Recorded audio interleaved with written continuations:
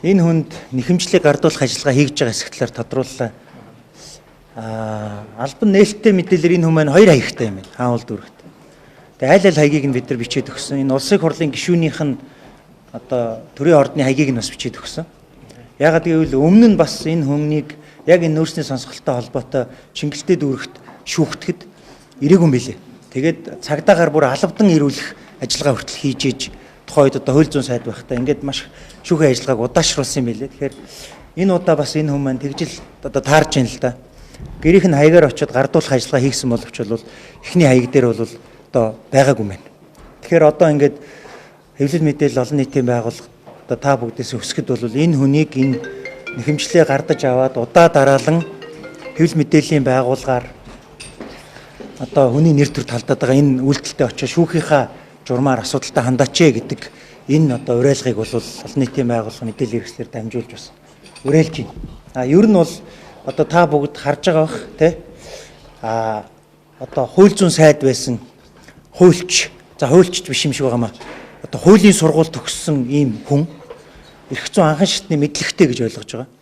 Тэгээ одоо сүүлдээ нэр хүндэд халдсан асуудлаар шүүхэд хандлаа гэхээр нэр хүндтэй хүн нэрээ хамгаалт юмаа гэд ингээд одоо огт тэр үдсэн заасан номонд нь байхгүй юм яриад зогсож штэ.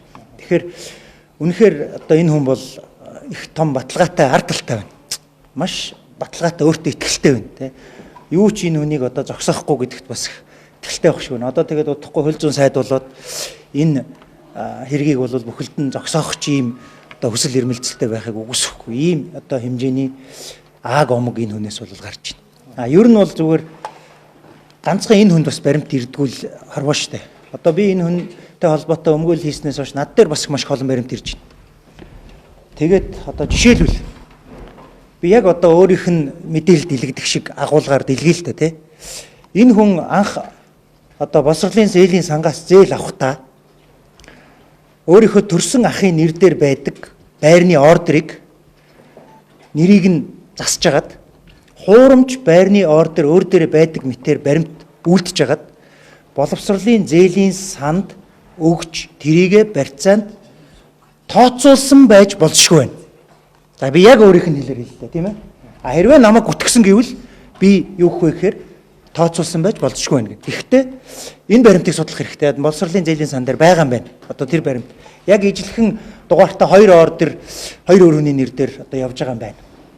Хоёрт нь боловсролын зээлийн сангаас 2 жил дараалал сургалтын төлбөр авахдаа сургууль руугаа нэг ч төгрөг хийгээгүй юм байна. 2 жил дараалаад өөрийнхөө хувийн данс руу боловсролын зээлийн сангаас төлбөртөө өгөх бүх мөнгөө өөрийнхөө хувийн данс руу авсан байна. Өөрөөр хэлбэл сурж байгаа сургалтынхаа одоо сургууль руу орох ёстой мөнгөө бүгдийг нь өөрийнхөө дансаар авсан байж тун магадгүй болчихгүй байна гэж би хардж байна. Тэ? Яг өөрийнх нь хэллэгээр ярьж штэ. Энийг бас шалгах хэрэгтэй.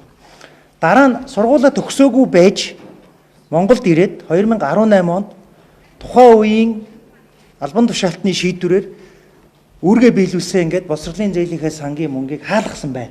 За энэ бол үйл баримт. Энэ дээр бол баталгаатай. Дараа нь өөрөө үйл явдал гараад ирэхэд 2023 онд өөрөө яаран сандран төлсөн байна. Нийт 100 гаруй сая төгрөгийг нэг дор төлсөн байна. Тухайн үеийнх нь хөрөнгө орлогын мэдүүлгийг үзэхэд өөрт нь бэлэн ийм хэмжээний хадгаламж байгаагүй гэж хардж байна. Тийм ээ? Хардж байна. Тэгэхээр энийг бас шалгах хэрэгтэй. Хуулийн байгууллагууд ажиллах хэрэгтэй. Би яг өөрийнх нь мэдээлэл тараадаг аргаар та бүгдэд мэдээлэл өгж шүү. За тэгээд одоо энэ хүн зээлийн сангаас мөнгө төлөхдөө нэг юм мартцсан байна. Тэр нь маш их хэмжээний алдан гүйцсэн байна. Энд чинь хүүгүй мөнгө биш шүү дээ. Монголын ард түмний татвараар төлсөн мөнгө энэ инх хоёр гэдэг нь 20 жил өөрт нь хөвд нь явсан байна шүү дээ, тий. Төлөхдөө ямар ч хүүгүй төлсөн байна. Одоо 30 гаруй мянган долларын хүү байгаа, алдан байгаа боловч энийгээ төлөөгүй байна. Өөрөөр хэлбэл улсад энэ хүн төлөх үргээ хүлээгээгүй байна. За би бас хардж байна, тий. Тэгэхээр энэ баримтуудыг хэвлэл мэдээлэлд нягтлж хууль хяналтын байгууллагууд ажиллаж энэ хүний өөрийнх нь шударга хэсэгтэр одоо дүгнэлт хийх хэрэгтэй байна. За хэрвээ энэ асуудлаар намайг шүүхэд дуудвал би бол дуудсан өдөр нь очиж шүүхийн ажиллагаанд оролцоход бэлэн байна. Одоо нэр төртөө хүн байлгүй. Тэгэхээр нэр төрөө бас хамгаалах байлгүй гэж би бодож байна. Үгүй бол өөрөө нотлохгүй бол би үүнийг үнэн гэж ойлгоно. Яг гэвэл манай Монгол Улсын их хурл ийм одоо жишг рүү орлоо шүү дээ. Би хэвлэлээр нэг хүнийг тултал нь ярина. Араас нь тэр хүн тэрийг одоо АТ-гэд очиж нотлох хэрэгтэй. Нотлохгүй бол энэ үнэн. Тэгээд одоо магадгүй инквайри гишүүнийг огцруулах тухай бас бүгдээр хамтдаа яри би бас бичих санаачлаа. Өөрөөр хэлбэл бидний өнөөдрийн тогтоож байгаа бий болгож байгаа зарчим бол ийм хүрээнд үсчээ. Тэгээд энэ хүрээнд нь одоо тэр хүний хүсэж байгаа хэлбэрээр бид хууль зүйн арга хэрэгслээр яг ижлэгэн арга хэрэгслээр бид нар тэмцэлтэй үргэлжлүүлж байна гэсэн үг. Ер нь яг нөхцөл байдал дээр тодтогоод хэлэхэд одоо асуудал та хэд харж ивэл юу болсон бэ гэхээр нөгөө амар баясгал нь өөрсдөө холбоотой байрсан бүх мэдээлэл алга болсон. Одоо юу болсон бэ гэхээр тэр мэдээллийг анх хэн цацсан бэ? Тэгээд одоо тэр нэг цацсан эзнийг хайдаг ийм юм руу орцсон.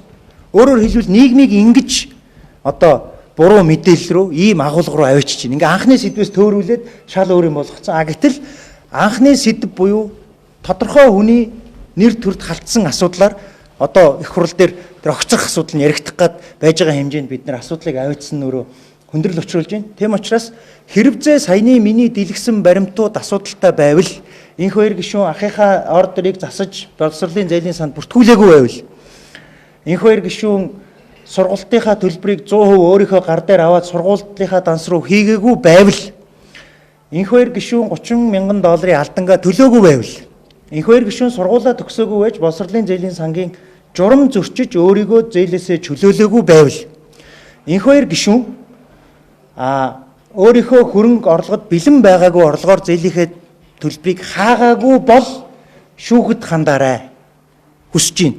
Мэдээллийн их сурвалж нь амар бат гэж өмгөөлөгч байна. Би шүүхтээр дуудагдахад бэлэн байна. Ягаад гэвэл би саяны бүх мэдээллийг харджин шалгаараа тодруулаарай гэдэг агуулгаар хэлсэн. Би тэр агуулгаа бариад саяныхаа материалуудыг аваад шүүхтээр уулзахад бэлэн байна гэдгийг та бүгдэд хэлж ийн хүсэж ийн. Өөрөөс нь бас асууж боломжилж өгөөрэй гэж хүсэж байна. Баярлалаа.